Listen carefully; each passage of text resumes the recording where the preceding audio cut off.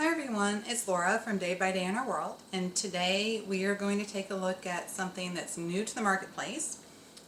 For those that want to be able to have fresh ground flour, this is the Mockmill, made for KitchenAid. So you need a nice heavy duty KitchenAid for it. And we're going to go through and look at what you get with this, what it is you're going to be doing with it, how you're going to clean it, and how we're going to use it. And then I'll be sharing later about some of the recipes that we use all the time. I've been grinding my own flour for, oh goodness, what is it? We've been here 6.5 years. So about 5.5 years ago, I got a grain mill that's not sitting out here on the countertop right now because it is probably as big as this KitchenAid, almost as tall, definitely as wide. It's a real space hog.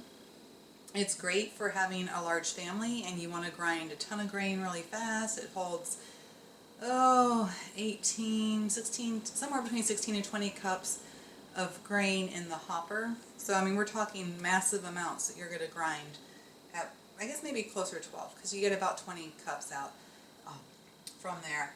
Anyways, with this, I was really intrigued because it's something, you can see, this box is pretty small compared, and it's not, what's in the box is going to be a little bit smaller, but it just attaches, if you already have a KitchenAid, attaches right to it.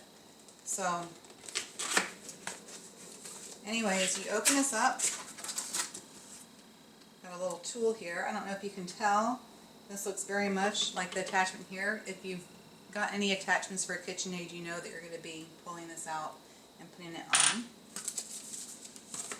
Okay, got instructions.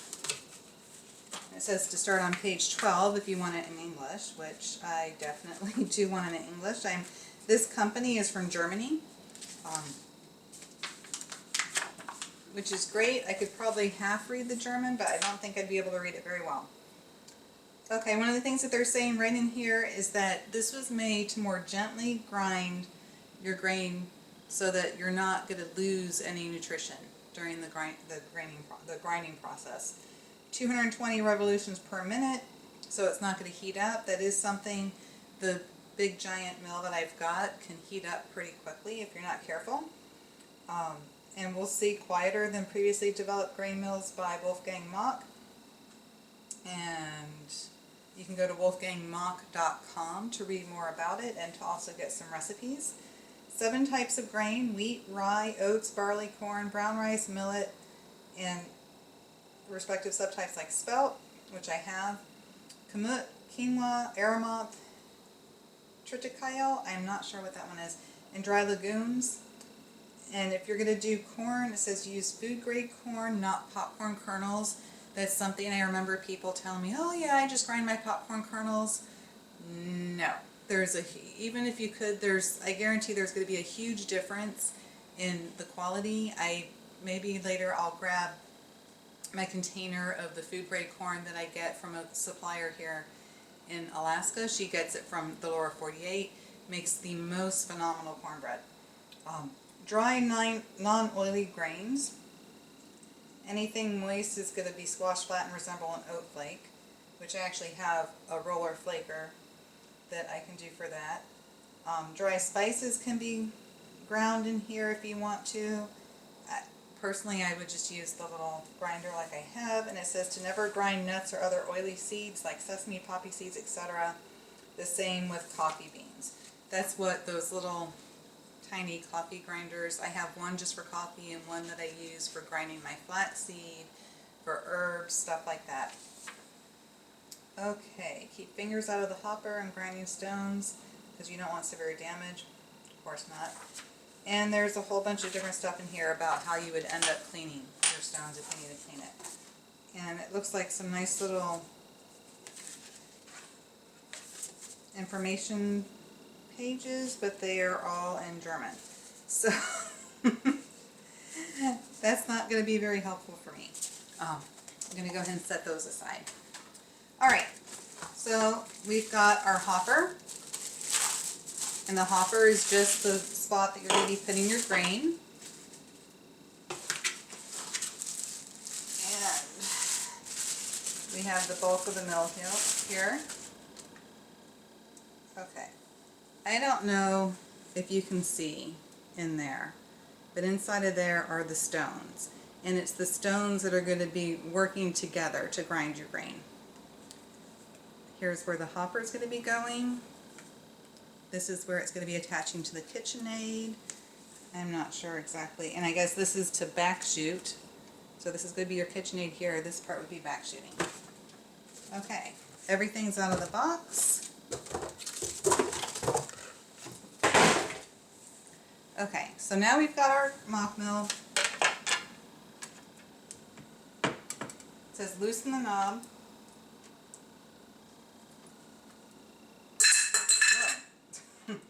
Remove your attachment cover. I'll keep those together. Alright. I'm going to turn this on. Take a picture quick.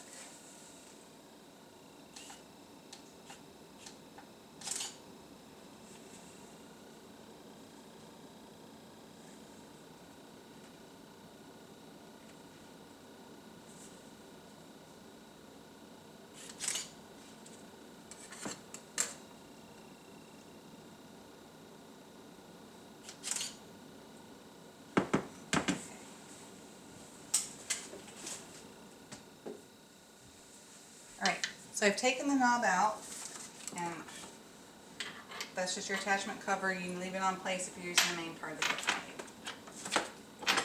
Now, I don't know if you can see, there is a huge difference in size. I cannot use the one that's just here as the placeholder. I need the this knob to go with the Mockmill.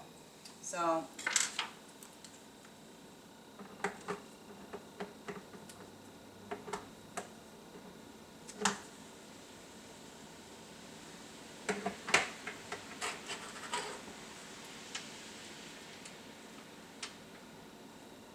as you can see, I just fit it in. Inside there's the spot you have to line up, and then you can kind of turn this. And now I'm going to feed this here. So I want to make sure this is nice and firmly attached. Now, can you see how this is angled down? This is going to be shooting, this means that you're running your KitchenAid.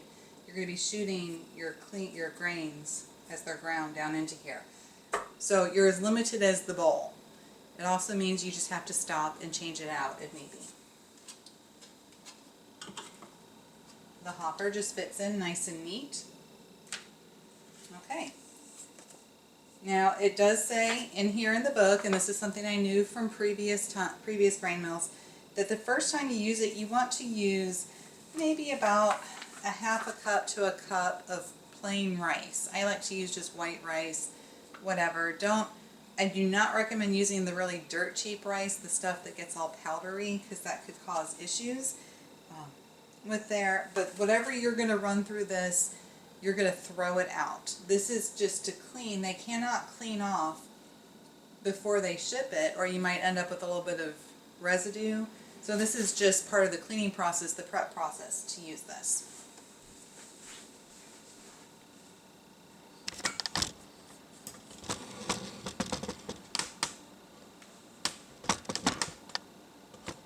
Okay.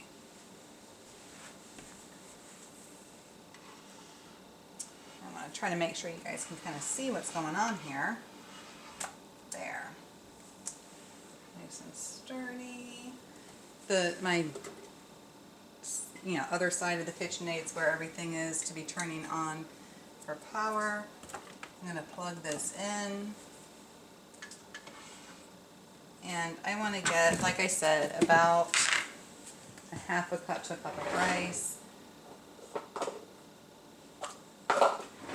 I'll go in between and say I'm going to use about 3/4. So this is just the rice that we keep stocked in the house. I'm going to put it in here in the hopper.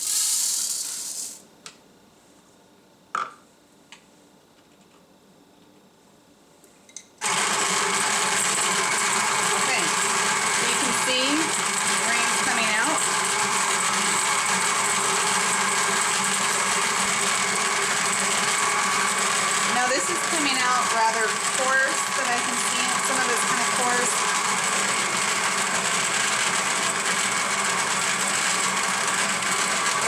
adjustments up here. I don't know if you can kind of see. Here's what it's looking like. Some of it's coming through fine and some of it's not. So I'm going to turn it off for a second, and I just want to play with the adjustment.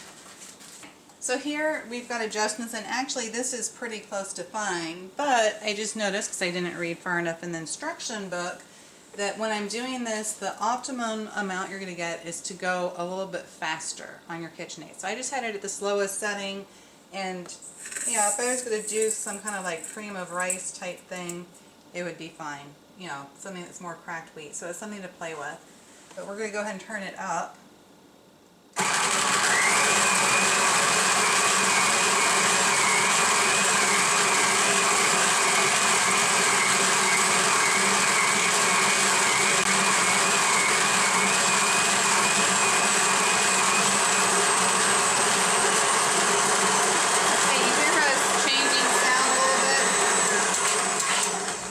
I was kind of watching to see, and I could see that things were slowing down, but the sound changed a little bit there towards the end when it was really getting done with getting whatever grain there is.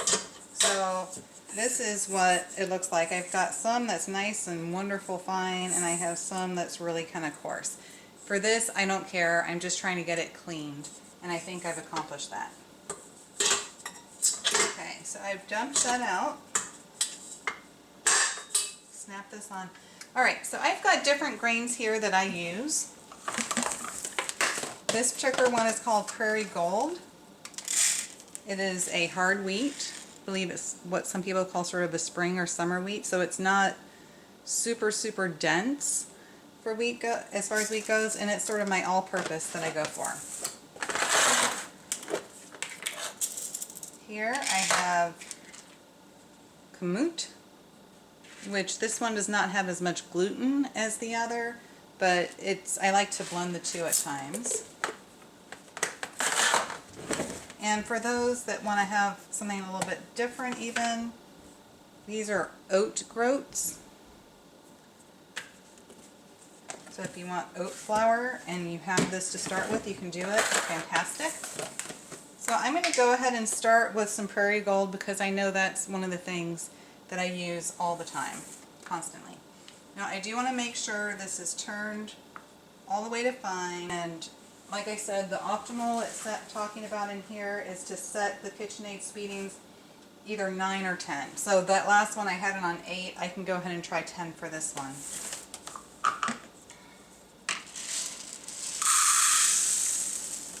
Oops. Okay, so like I said, this is, let's turn it this way. This is my Prairie Gold. Alright, so I'm going to add some Prairie Gold to this. And usually when I've ground grains in the past, a cup of the regular grain is going to get me maybe a cup and a half of flour, thereabouts. So I know I'm going to be adding a lot more than this 3/4 cups here. So that's about a cup and a half. And let's see how it does.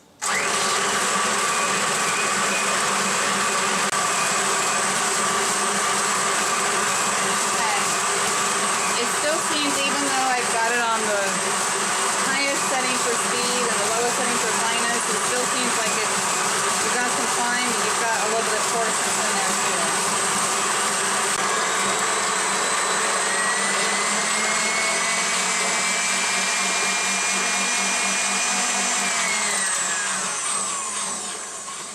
Okay, so you can kind of hear at the end there, it makes that, you know, higher pitch sound as soon as it's done with the grinding with this. Oh, and it looks like I could actually adjust even a little bit finer, so I'm going to try that and see. Here I am looking at the little knobs and it seems like they're not lining up.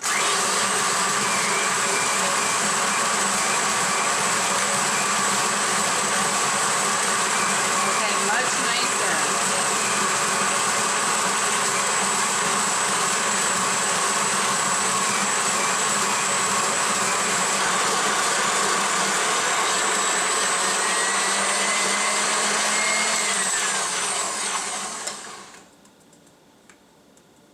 Okay, switching that, it definitely came out a lot finer than it was before. Yeah, I guess I have to just kind of play with this to adjust the fineness for that. Anyways, we've got a mixture of two different types. We've got our two different fineness. This is still a little bit cracked almost. And then we've got the fine powder. Now what I can do is if I want to go ahead and use this for a bread and I want to have it really fine, I can sift it so that this other part is going to just kind of stay there, and I can use the cracked wheat to add in to use as a topping if I'm making like a bread roll. I want to sprinkle a little bit on top. You get a little bit fancy with it. So I think that's what I'm going to do is go ahead and sift through some of this, because that last setting was definitely very, very fine. It's just that initial setting was not as fine as I was looking for. So that's the Mockmill for KitchenAid. I will admit, for that few minutes of running, the KitchenAid is definitely warm. So you want to make sure that you're watching how long you're going to be grinding grain for. I would say if you have a KitchenAid mixer and you don't have a mill at all, this is great. It's very small. The mill itself has no heat whatsoever. I mean, I'm feeling this whole white case, there's no heat. The heat's coming from my KitchenAid stand mixer. It definitely takes a little bit getting used to. Make sure you've got, oh, it's coming loose already. Make sure you keep this nice and tight so it's not going to start going on you. The chute faces down, puts it into here. The hopper is only going to hold, I would say it looks like maybe at most 2 cups of grain. I had about 1.5 cups in there at once, and there was still room, so at least 2 cups of grain in there. And just adjust your setting. In my case, I had to go past the little knob that I thought was the finest setting. It kept going, so now it really is on the finest setting for grain, and it comes out phenomenal. Alright, this is Laura from Day by Day in Our World, and I hope you found this informative. Thanks.